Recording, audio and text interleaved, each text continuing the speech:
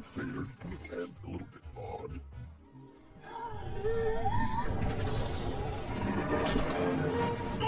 Mau ceritain alur film yang berjudul Horton Hears a Who. Sebuah film yang diadaptasi dari buku karangan Dr. Seuss ini akan mengajak kita sedikit berpikir mengenai eksistensi setiap makhluk hidup di dunia ini. Di awal film, kita akan menyaksikan sebuah biji yang jatuh dari pohon dan mengenai semua bunga, termasuk sebuah bunga matahari yang mana di atasnya terdapat sebuah bintik debu. Fenomena alam tersebut membuat bintik terbang keluar dari tempatnya dan sampai ke tengah hutan, di mana ada seekor gajah baik hati bernama Horton yang lagi membersihkan dirinya di sana.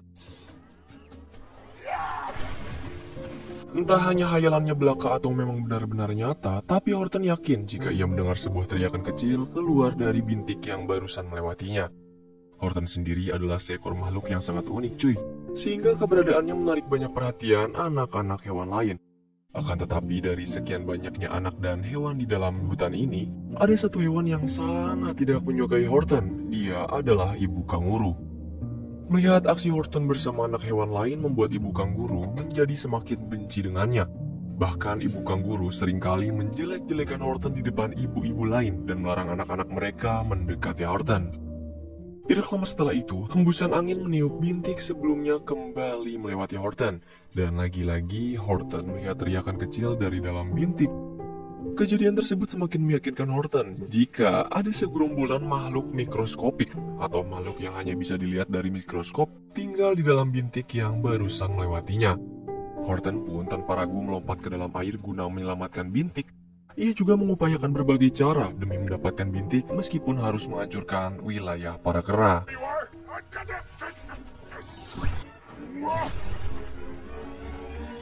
Horton membawa bintik tersebut menggunakan setangkai bunga ke hadapan ibu kanguru.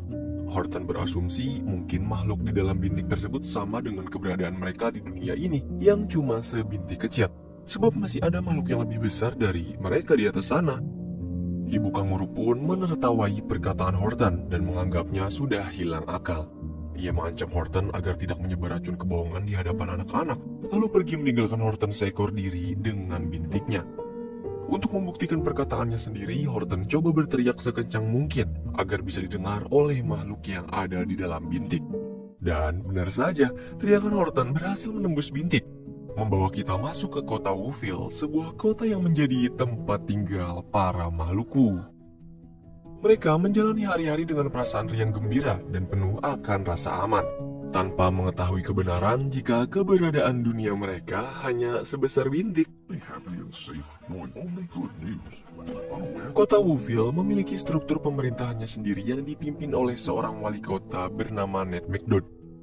Ned sendiri memiliki seorang istri dan mereka berhasil mencetak anak berjumlah 95 putri, ditambah satu anak putra bernama Jojo yang digadang-gadangkan mengganti posisi Ned sebagai wali kota. Akan tetapi Jojo sama sekali tidak tertarik untuk menjadi seperti ayahnya. Dia hanya mematung berdiam diri saat ayah menceritakan sejarah keluarga mereka yang berhasil menjadi orang-orang hebat.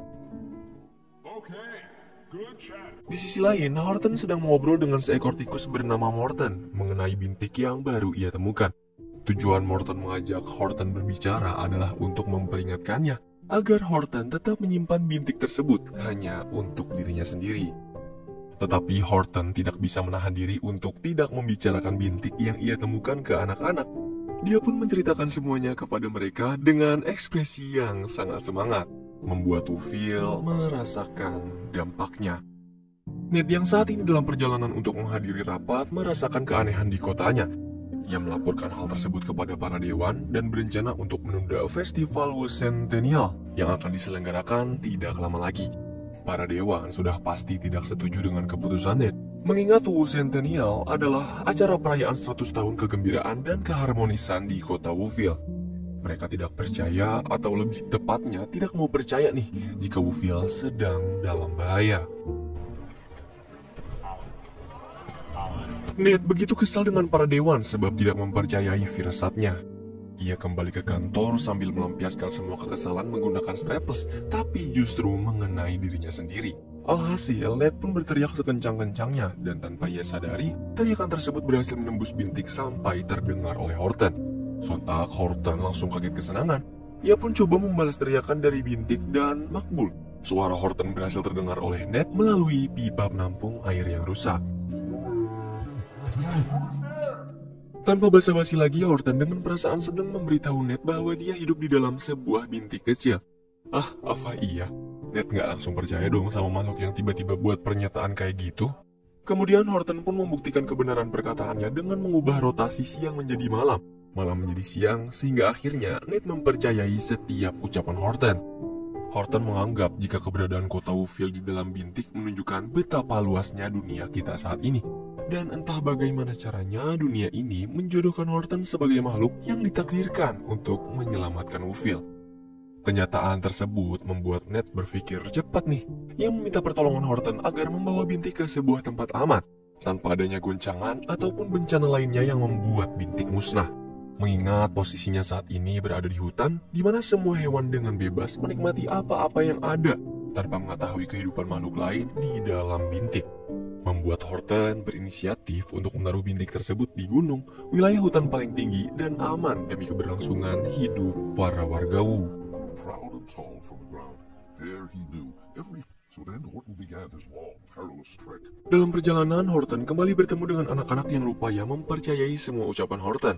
Masing-masing dari mereka bahkan memetik setangkai bunga dan berandai-andai jika ada kehidupan di dalamnya. Sama halnya dengan Rudy nih, anak ibu kanguru yang diam-diam mempercayai perkataan Horton.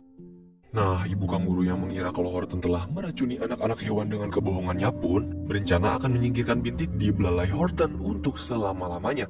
Tapi karena Horton tidak mau ambil pusing dengan perkataan ibu kanguru, ia segera memulai perjalanannya yang ternyata bukanlah hal yang mudah. Pertama-tama, Horton harus menyeberangi sebuah jembatan reot dan menjaga keseimbangan agar tidak ada guncangan sehingga membuat Whoville merasakan dampaknya. Ned coba memberitahu kabar buruk mengenai dunianya yang berada di dalam setitik bintik kepada sang istri.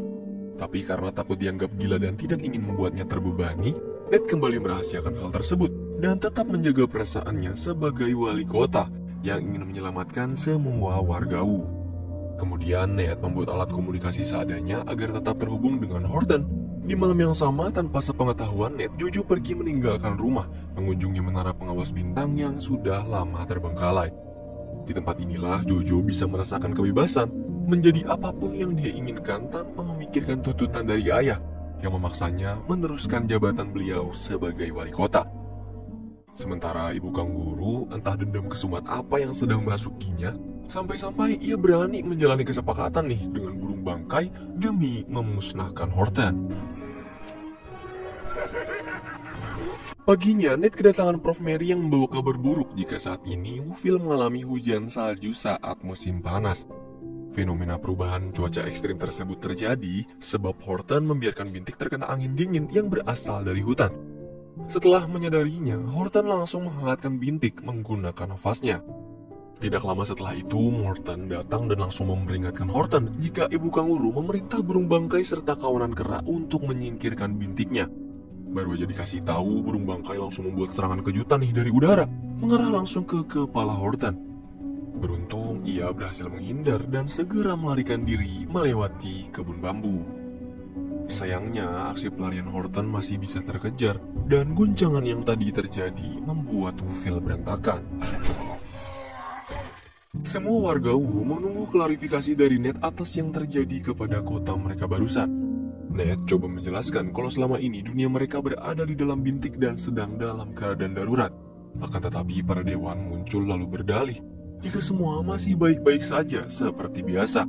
Para dewan masih bersikeras akan merayakan Centennial demi kebahagiaan dan kesenangan semua orang. Padahal yang terjadi saat ini justru sebaliknya. Burung bangkai berhasil mengambil bintik dari belalai Horton dan berencana akan memakannya. Horton yang sudah berjanji kepada Ned untuk menyelamatkan dunia mereka berupaya keras memanjat gunung menggunakan 4 kaki kosong dan terus mengejar burung bangkai sampai ke atas bagaimanapun caranya.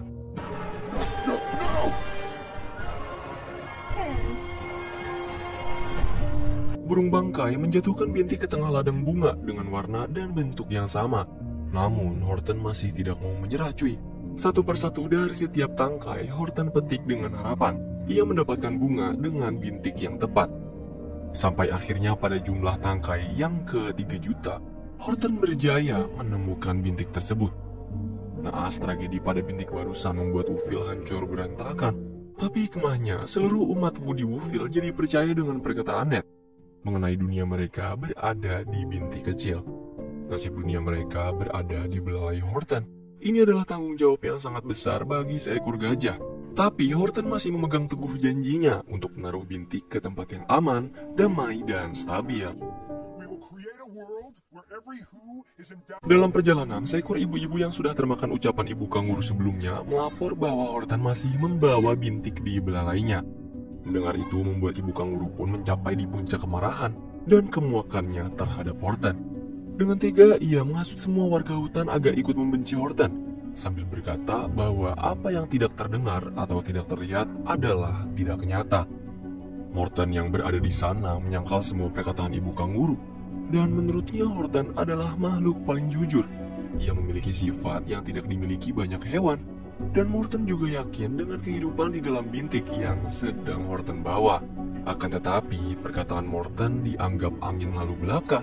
Dengan memanfaatkan keberadaan anak-anak, ibu kanguru berhasil memperdaya semua hewan agar mau menyingkirkan bintik dari belalai Horton.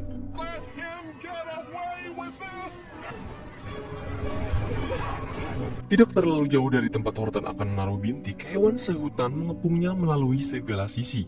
Ibu kanguru kembali menegaskan kalau Horton mau selamat, dia hanya harus berkata jika tidak ada kehidupan apapun di dalam bintik tersebut. Akan tetapi Horton sama sekali tidak menuruti perkataan ibu kanguru dan justru kembali menegaskan jika di dalam bintik benar-benar ada kehidupan. Mendengar perdebatan tersebut, Ned dibantu warga kota mulai berteriak nih agar keberadaan mereka didengar oleh para hewan.